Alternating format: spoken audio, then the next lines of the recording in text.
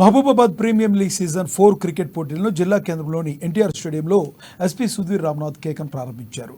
స్పాన్సర్లు doctor Ravindra Naik, doctor రోహితులు పాల్గొని cricket ఆడి క్రీడాకారులను ఉత్తేజపరిచారు. నిర్వాహకులను అభినందించారు.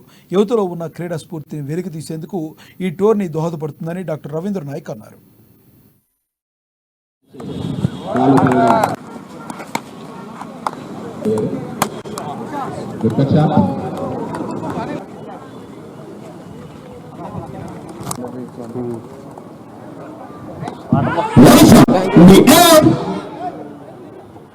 మాకు వారు వచ్చి ఒక విన్నపం చేయడం జరిగింది.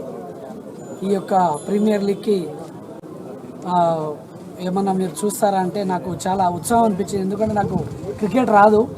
స్టిల్ నాకేంటంటే క్రికెట్ని ప్రోత్సహించాలని చెప్పేసి నేను మొదటి బహుమతి స్పాన్సర్ చేయాలని చెప్పేసి నిర్ణయించుకొని వాడు అడిగిన వెంటనే వారికి నేను మాట ఇవ్వడం జరిగింది.